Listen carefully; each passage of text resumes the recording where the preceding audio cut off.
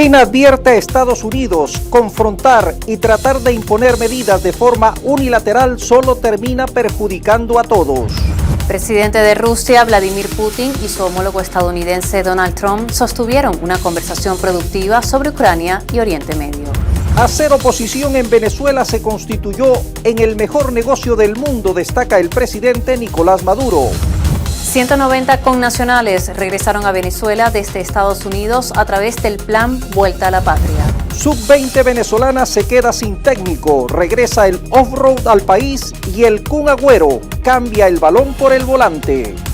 Y al cierre de esta edición les contaremos dónde descubrieron el coral más grande del mundo, que incluso se puede ver desde el espacio.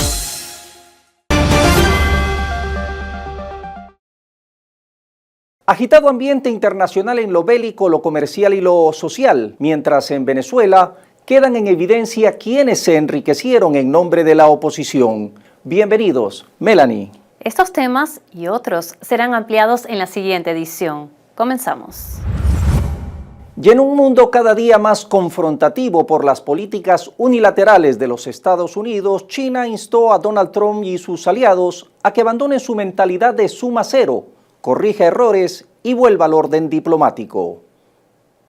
El gobierno chino destacó que el camino correcto es el sistema de comercio multilateral, el diálogo con el resto de países a fin de abordar, dijo, las comunes preocupaciones, siempre mediante consultas sobre la base de la igualdad y el respeto.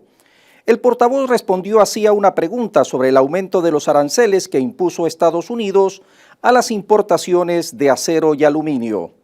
Dichas medidas, así como otras en el marco político, constituyen, por un lado, en una manifestación típica de unilateralismo y proteccionismo comercial, y por otro, pretender apelar a la fuerza para imponer sus designios.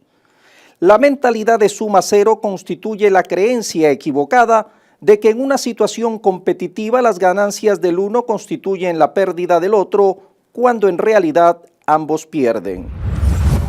El presidente de Rusia, Vladimir Putin, y su homólogo estadounidense Donald Trump conversaron vía telefónica y acordaron organizar un encuentro cara a cara. Aunque no se especificaron fechas concretas para dicho encuentro, se propuso Arabia Saudita como lugar para su primera reunión.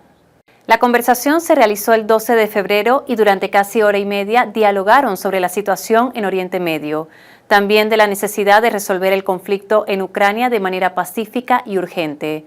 Además, conversaron sobre el intercambio de prisioneros entre ambos países, la cooperación en energía e inteligencia artificial y sobre el programa nuclear iraní, entre otros asuntos de interés común. El portavoz del Kremlin, Dmitry Peskov, destacó que ambos líderes acordaron mantener un diálogo continuo y que durante la llamada, el presidente Vladimir Putin comentó a Trump que es necesario eliminar las causas originales del conflicto ucraniano. Por su parte, el mandatario estadounidense calificó la conversación de altamente productiva. Tuvimos una gran llamada, duró mucho tiempo, más de una hora esta mañana. También tuve una muy buena llamada con el presidente Zelensky después de eso, y creo que estamos en el camino hacia cualquier paz. Creo que el presidente Putin quiere la paz y el presidente Zelensky quiere la paz. Y en la capital de la Unión Europea, Bruselas, decenas de miles de personas iniciaron marchas para protestar contra las reformas del gobierno, mientras los sindicatos advirtieron sobre más huelgas a menos que los encargados de formular las políticas reconsideren sus propuestas. La policía estimó en más de 60.000 los manifestantes que participaron en la protesta, ondeando pancartas y coreando consignas contra las medidas descritas en el acuerdo recién formulado por el gobierno federal de la coalición de derecha denominada Arizona. Las reformas propuestas, que incluyen cambios en las pensiones, condiciones más estrictas para la jubilación anticipada y recortes en servicios públicos, han provocado grave malestar en toda Bélgica. Los manifestantes expresaron su preocupación de que estas medidas podrían afectar de manera desproporcionada, en especial a los trabajadores con ingresos más bajos, y generar una mayor presión en la ya sobrecargada infraestructura de servicios públicos del país. Sudán y Rusia han llegado a un entendimiento sobre la creación de una base naval rusa en el país africano y están de acuerdo en todo. Así lo informó el 12 de febrero el ministro de Asuntos Exteriores sudanés Ali Yusuf Sharif durante una conferencia de prensa conjunta con su homólogo ruso Sergei Lavrov. En diciembre de 2020, ambos países plantearon el establecimiento de un punto de apoyo logístico para la Armada de Rusia en Sudán, donde se podrán hacer reparaciones, reabastecimiento de suministros y descanso de los miembros de la tripulación de los barcos rusos. En la propuesta inicial, Rusia podía estacionar hasta 4 buques, incluidos los de propulsión nuclear, y unos 300 efectivos podrán operar en la base. Según reseña la agencia de noticias RT, en 2021 el acuerdo quedó en suspenso tras un golpe militar en Sudán. Sin embargo, en 2023, fuentes sudanesas confirmaron que Moscú cumplió con todas las condiciones, permitiendo su aprobación. Los misteriosos pagos de la defensa estadounidense a la agencia de noticias Reuters, destinados al engaño social a gran escala y ejecutados entre 2018 y 2022, fueron develados por datos oficiales. La divulgación se produce en un momento en el que varios otros medios independientes se enfrentan al escrutinio de la financiación estatal. De acuerdo con la base de datos de gastos del gobierno federal estadounidense, US Spending Reuters recibió $62.44 millones por parte del Departamento de Defensa durante el periodo de referencia. La finalidad de la financiación era, precisa el informe, la defensa activa contra la ingeniería social y literal, el engaño social a gran escala. Aunque la Agencia de Proyectos de Investigación Avanzados afirma que los fondos se destinaron a la ciberdefensa, se están planteando preguntas sobre por qué una agencia de noticias recibe millones para ingeniería social. El gobierno de Argentina anunció que enviará un proyecto de ley al Congreso para endurecer las penas contra quienes provoquen incendios de manera intencional y eliminar la excarcelación para estas personas. Vamos a ser implacables con aquellos que incendian, que hacen terrorismo, que queman propiedades, que queman bosques que son importantísimos para nuestro país, zonas urbanas. Para ellos va a caer todo el peso de la ley y vamos a llevar adelante nuestra consigna. El que las hace, las paga. Estamos enviando un proyecto, como bien decía Patricia, para elevar las penas, para impedir que aquellos que cometen este tipo de estragos recuperen rápidamente la libertad, para que lo tengan que pagar con cárcel y no gocen de libertades anticipadas. Mientras el gobierno avanza con esta estrategia legislativa, los incendios forestales que comenzaron en diciembre en la Patagonia Argentina siguen fuera de control y ya han devastado más de 37.000 hectáreas de bosques, afectando a parques nacionales y comunidades locales. Una persona ha fallecido, mientras que 120 viviendas han quedado destruidas y cientos de familias han tenido que ser evacuadas. Y contra todo pronóstico, pese a las múltiples restricciones occidentales, el Producto Interno Bruto PIB de Rusia creció en un 4.1% en el 2024, lo que constituye un máximo histórico en pleno conflicto con Ucrania. En un informe con el presidente ruso Vladimir Putin, el primer ministro Mikhail Mishustin destacó que las previsiones superaron en un 0.2% el cálculo oficial. El jefe del gabinete especificó que el PIB ruso alcanzó un máximo histórico de 200 billones de rublos, aproximadamente 2 billones de dólares al cambio actual. Asimismo, el primer ministro señaló que el mercado laboral mostró estabilidad en el 2024 con una tasa de desempleo de apenas un 2,3%, que no superó el 2,5% durante todo el año, mientras que los ingresos reales disponibles de la población aumentaron en un 8,4%. A diferencia de algunos países que impusieron sanciones contra Moscú, su economía logró afrontar con éxito la presión de las medidas restrictivas ante la arremetida occidental. Y continúa sin éxito el boicot contra Rusia.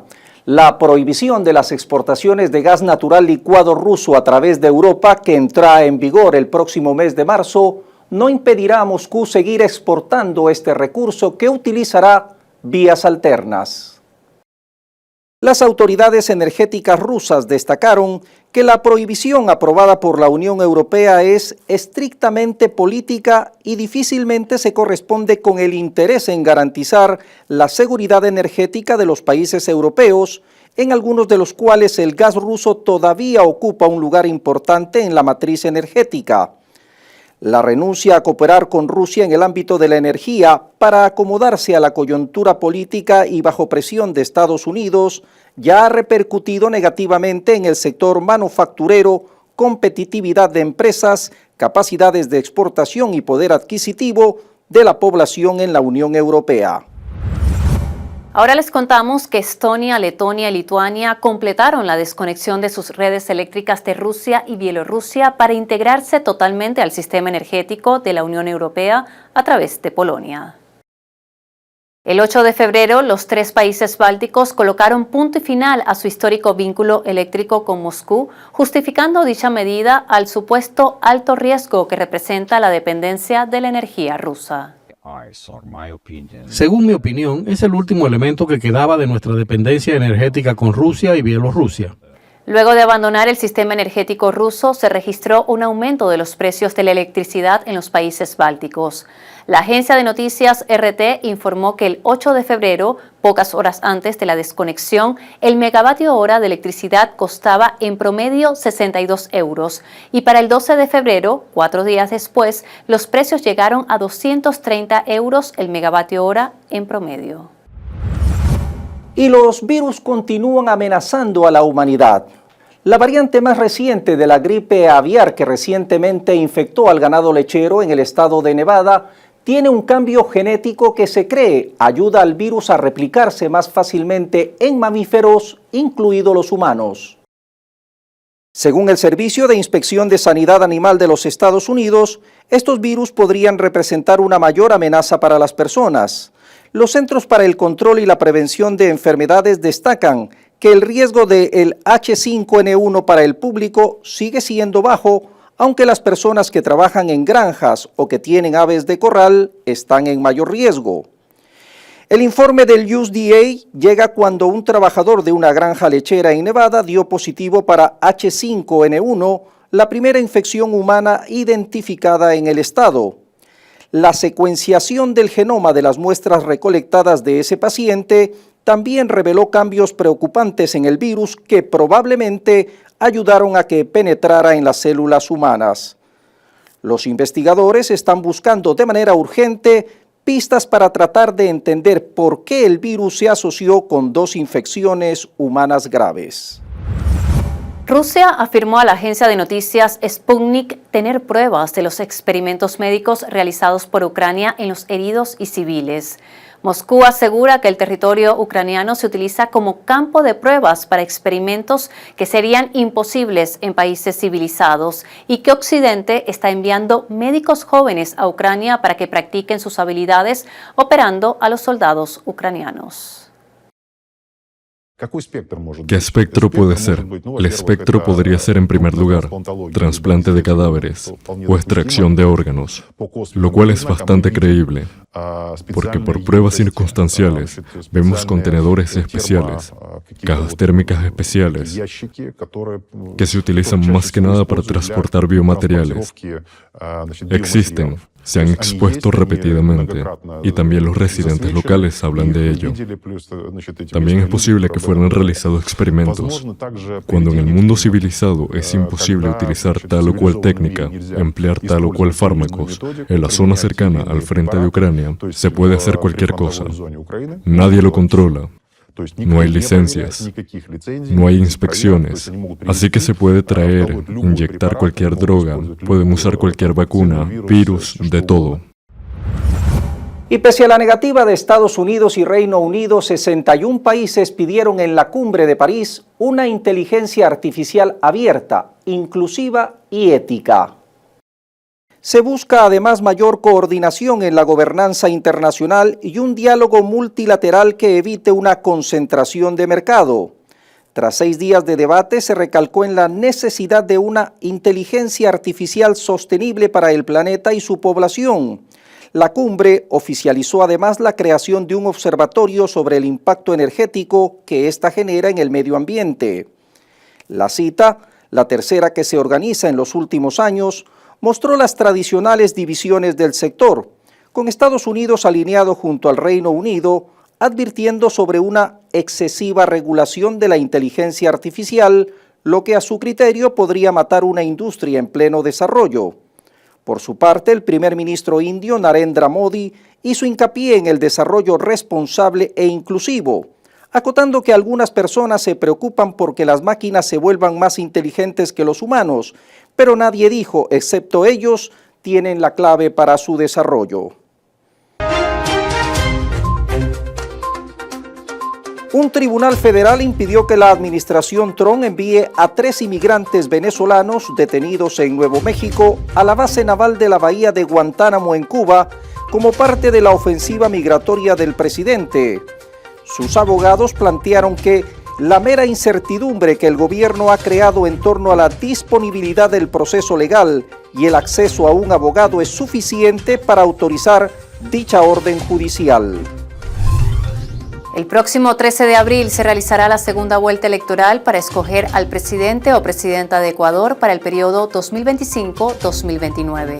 Esto ocurre luego que el 9 de febrero se realizaran las elecciones generales y ninguno de los 16 candidatos obtuviera el 50% más uno de los votos válidos o el 40% más una diferencia de 10 puntos con el segundo. El balotaje será entre los 2 candidatos más votados.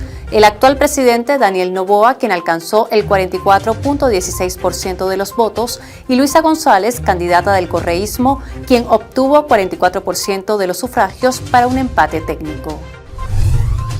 El secretario de Defensa de Estados Unidos, Pete Hegseth, dijo que la incorporación de Kiev a la OTAN no es realista y que Estados Unidos ya no priorizará la seguridad europea y ucraniana, dado que la administración Trump se enfoca en asegurar las fronteras de Estados Unidos y disuadir la guerra con China. En declaraciones previas a una reunión del Grupo de Contacto de Defensa de Ucrania, Hegseth también dijo que las tropas europeas deberían ser la fuerza principal para asegurar una Ucrania de posguerra, algo en lo que las tropas estadounidenses no participarán, agregó.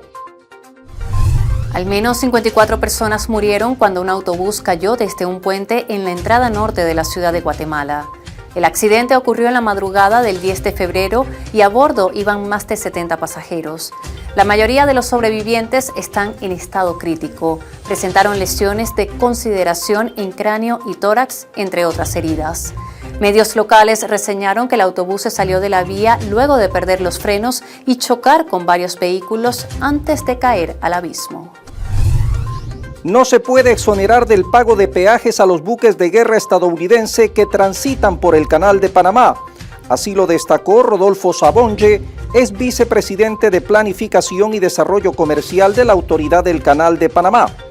Exonerar a buques de este tipo, acotó, implica que se tendría que hacer lo mismo con todos los del resto de países por reciprocidad, y la soberanía de Panamá no permite subsidiar a nadie, destacó el exfuncionario del canal.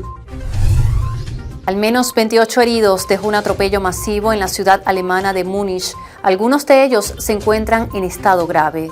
El suceso ocurrió el 13 de febrero, un día antes de la conferencia anual de seguridad.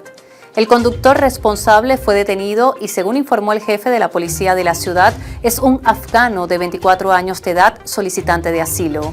No se descarta la hipótesis de un atentado. El Departamento de Justicia de Estados Unidos presentó una demanda contra el estado de Nueva York. La denuncia trata sobre una ley de 2019 que permite a todos sus residentes obtener una licencia de conducir sin importar su estatus migratorio. La medida, anunciada por la fiscal general Pat Bondi, aliada del presidente Donald Trump, argumenta que la ley es inconstitucional y que promueve la migración irregular. Bondi acusó a Nueva York de priorizar a los migrantes ilegales por encima de Estados Unidos. Un avión de combate militar se estrelló en la bahía de San Diego, en California, Estados Unidos, el 12 de febrero durante una misión de entrenamiento. La Guardia Costera informó que los pilotos fueron rescatados por un buque pesquero luego de eyectarse sin problemas. La causa del accidente está siendo investigada. El ministro de Defensa de Colombia, Iván Velázquez Gómez, presentó la renuncia irrevocable a su cargo. La decisión se produce luego de que el presidente Gustavo Petro solicitara la renuncia de todo su gabinete tras una serie de desacuerdos internos y tensiones políticas dentro del gobierno, lo que generó una crisis ministerial. Parte de ella obedece al nombramiento de Armando Benedetti como secretario de despacho de la presidencia. 12 personas han muerto en Japón y otras 158 resultaron heridas por las intensas nevadas que se han registrado en diferentes puntos del país desde el pasado 4 de febrero. Se trata de la ola de frío más intensa del invierno en el país asiático. En algunas áreas, la nieve acumulada superó los 1.2 metros en menos de 24 horas, alcanzando niveles récords. El 94% de los peruanos desaprueba la gestión de la presidenta Dina Boluarte, así lo reveló un sondeo efectuado por la empresa Datum Perú. Los continuos cambios en el gabinete, las acusaciones de corrupción contra ella y sus familiares o cercanos al círculo presidencial, a lo que se suma la constante inseguridad, complican la aceptación de la mandataria. Y lo que se dijo en su momento se confirma. Desde el 2001, la USAID y la National Endowment for Democracy invirtieron más de 700 millones de dólares en organizaciones no gubernamentales venezolanas, según datos públicos del propio presupuesto estadounidense. Estas ONG, presentadas superficialmente como representantes de la sociedad civil, fungieron como correas de transmisión de una agenda política destinada a desestabilizar al gobierno bolivariano con el objetivo de forzar un cambio de régimen. Tras el fracaso del golpe, el financiamiento se canalizó directamente a organizaciones como Súmate, dirigida por María Corina Machado. Los esfuerzos se centraron en crear un Consejo Nacional Electoral paralelo ya en el 2004. Entre 2017 y 2022, Estados Unidos asignó 656 millones de dólares para Venezuela, 467 millones para migrantes en la región y 189 millones supuestamente destinados a salud, educación y alimentación dentro del país. Sin embargo, la realidad es que apenas el 2% de esos recursos se invirtieron en los fines anunciados.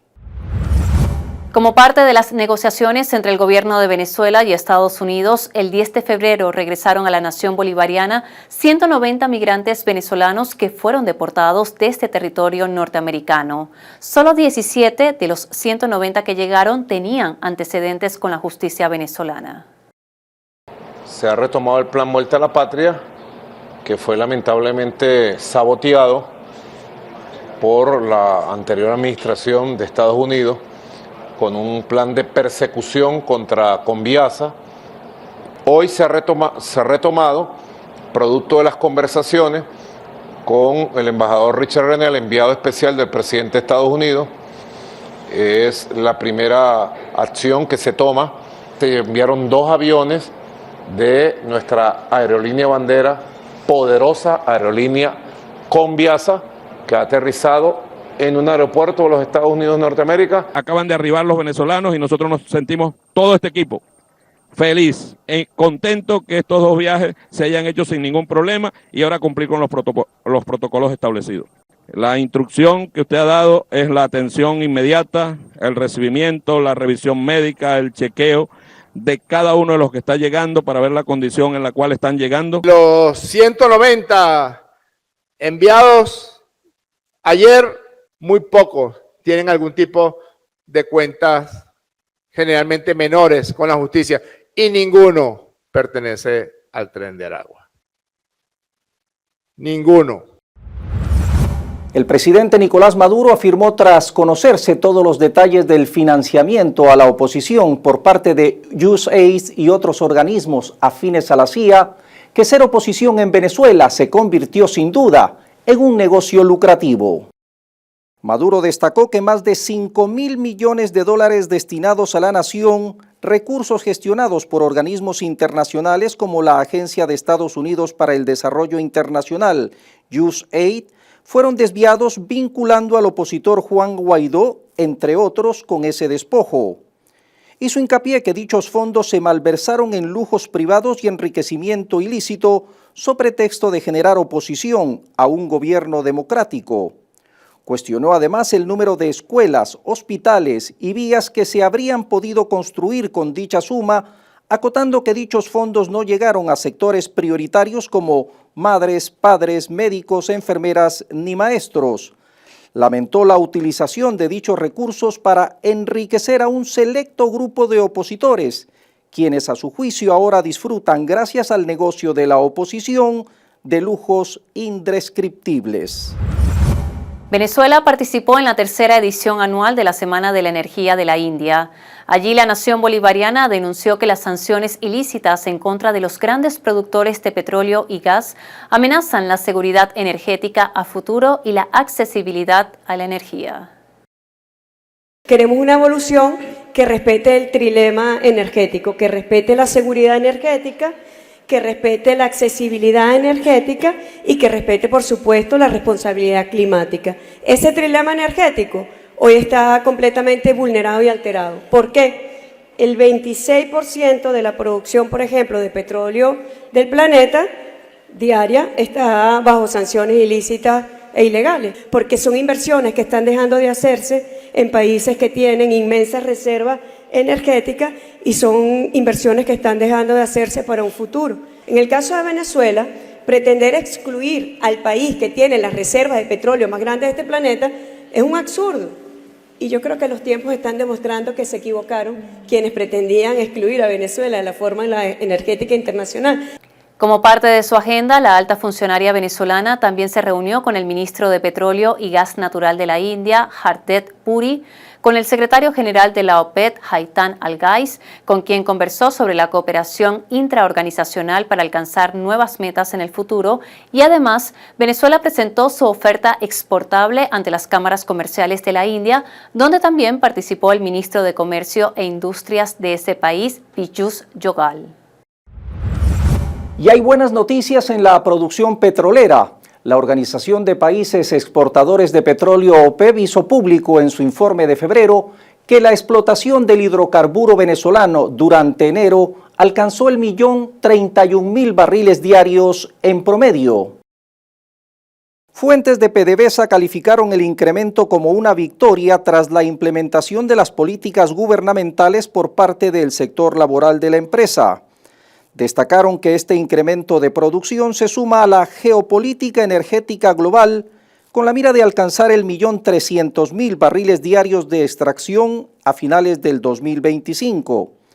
Estos números ponen en evidencia el cambio drástico en las políticas de producción, cuyo descenso paulatino llegó a estar por debajo de los 400.000 barriles diarios, fruto de las restricciones técnicas, operacionales, comerciales y financieras asociadas a las medidas coercitivas unilaterales impulsadas por los Estados Unidos y la Comunidad Europea. La recuperación se logra tras 5 años y medio de repunte de PDVSA, una industria que actualmente se encuentra en dualidad de operación entre sanciones y licencias. Según un informe de la firma Seaport Global, Venezuela tendría interés en retomar relaciones con el Fondo Monetario Internacional, FMI, y colaborar con dicho organismo para concretar 4 puntos específicos: levantamiento de las sanciones, permitir la reestructuración de la deuda, mejorar los flujos financieros en el ámbito petrolero y desbloquear la financiación multilateral. Una reunión en ese sentido ya se habría realizado entre el equipo técnico y el directorio de la institución para informar sobre la evolución económica reciente de Venezuela. Venezuela y la India firmaron el 12 de febrero un acuerdo de cooperación digital que impulsará el intercambio en sectores clave como la salud, la educación y la gestión de gobierno. Esto mediante el desarrollo de software libre y aplicaciones tecnológicas, haciendo uso de la inteligencia artificial como elemento de investigación y desarrollo.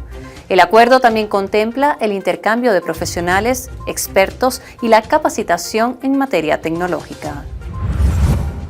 El mercenario Jordan Goudreau acusó directamente a Juan Guaidó de estar implicado en la fracasada Operación Gedeón, así como de lavado de dinero. Goudreau aseguró tener nuevas pruebas contra Guaidó y calificó su discurso como lleno de mentiras. Las revelaciones se dan tras el conocimiento de los aportes de USAID a la oposición venezolana para desestabilizar el gobierno. Venezuela desmanteló un complot para secuestrar al expresidente del Tribunal Supremo de Justicia, Michael Moreno. La acción iba a ser ejecutada el 6 de enero de 2025, 4 días antes de la juramentación del presidente Nicolás Maduro. Michael Moreno iba a ir en su carro, le iban a montar una alcabala, uniformados, disfrazados de DGCIN, lo iban a secuestrar, se lo llevaban a un sector de la playa, lo montaban en una lancha, ya está detenido el dueño de la lancha, los lancheros, los que lo iban a llevar, y luego erraban vía Falcón en aguas internacionales, y luego lo montaban en un helicóptero y se lo llevaban. Héctor Rodríguez fue designado como rector de la Escuela Internacional de Liderazgo de la Juventud Antonio José de Sucre. Por eso yo le he pedido al compañero Héctor Rodríguez que asuma la rectoría de la Escuela Internacional Antonio José de Sucre y armemos un equipo incluyente, unitario, poderoso, nacional e internacional. Desde este lugar de formación se efectuarán cursos base orientados a aproximadamente 900 personas, de los cuales 500 son estudiantes venezolanos y 400 de Juventud Internacional. Presidente de la Asamblea Nacional, Jorge Rodríguez, reveló cómo el opositor Juan Guaidó dilapidó los recursos robados a Venezuela para su enriquecimiento personal durante el llamado interinato. ¿Verdad, Juan Guaidó? Que tienes 3 locales nocturnos.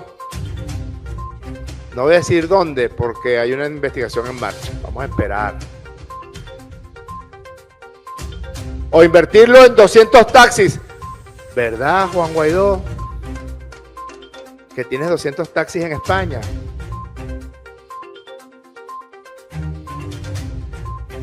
O para depositarlo con dinero mal habido en Portugal.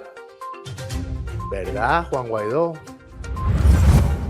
Desde el 9 hasta el 13 de abril se efectuará en el Parque Simón Bolívar de La Carlota la Expoferia Nacional Agropecuaria Miranda 2025. El evento busca impulsar el potencial agroalimentario del país y ofrecerá diversas actividades relacionadas con el sector agropecuario. Durante la exposición también se realizará el juzgamiento internacional a las mejores razas bufalinas, ovinas y caprinas de más de 100 ganaderos y también se podrá disfrutar de música, gastronomía y varios stands comerciales. Baliño fuera de la Sub-20, vuelve la emoción de la Venezuela Off-Road Festival y un grande del fútbol cambia la pelota por el volante. El entrenador argentino Ricardo Baliño quedó fuera de la selección venezolana Sub-20 tras su fracaso en el sudamericano de la categoría realizado en el país. Baliño, que también dirigía la Sub-23 y en su momento la Sub-17 que disputó el mundial de esa categoría, no logró superar la etapa de clasificación del sudamericano. Vuelve la emoción y la adrenalina para los amantes de los vehículos 4x4 y deportes extremos en la 18ª Venezuela Off-Road Festival, edición a efectuarse en Montemayor, San Diego, Estado Carabobo, los días 17 y 18 de mayo. La actividad se llevará a cabo en 50.000 metros cuadrados con exhibición de vehículos, motos, accesorios, neumáticos, lubricantes, en decenas de stand comerciales. Y el argentino Sergio Kun Agüero cambia la pelota por el volante. El albiceleste estaría a punto de estrenarse como piloto de carreras. Desde suelo norteamericano, la escudería Porsche confirmó que el Kun Agüero será su nuevo embajador y piloto para el Gran Premio de Miami, una carrera que se llevará a cabo el próximo 5 y 6 de marzo. El coral más grande del mundo fue descubierto cerca de las Islas Salomón, un archipiélago ubicado en el suroeste del Océano Pacífico. Este coral, que representa un gran hallazgo para la biodiversidad marina, es tan grande que incluso se puede ver desde el espacio. El equipo de científicos del proyecto Pristine Seas de National Geographic fueron los que hicieron el descubrimiento. Cuando vieron por primera vez el megacoral, pensaron que era un naufragio debido a su gran tamaño. El gigantesco organismo mide 34 metros de ancho, 32 metros de largo y 5.5 metros de alto, con una circunferencia de 183 metros, y se estima que podría tener más de 300 años. A diferencia de un arrecife, que es una red de muchas colonias de coral, esta estructura es un coral independiente que ha crecido ininterrumpidamente durante cientos de años. El hallazgo se realizó en octubre de 2024.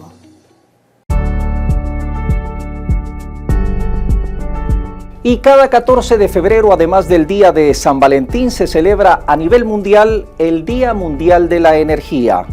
La fecha invita a reflexionar sobre el papel de la energía en la vida y su impacto en el mundo.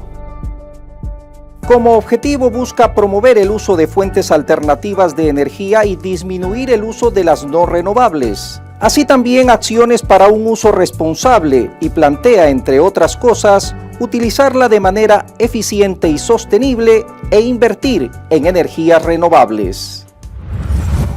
Así, la dinámica global esta semana.